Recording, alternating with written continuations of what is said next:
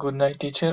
Is working and is planning an inventory. Both. Good morning to all making the visit to the city of her organization. Evidence several points to improve with respect to the planning of an inventory. There are several people doing the same job in the warehouse.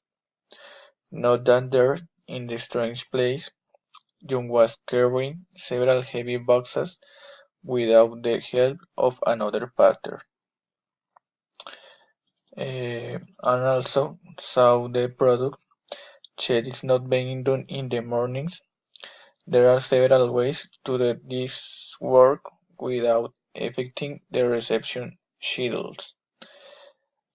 There in the supply chain we can see which is the line that we must correct and strengthen. There are many ways to promote our products to the market through good logistics. But for a correct design or planning of an inventory, this observation must be taken into account and taken to the implementation.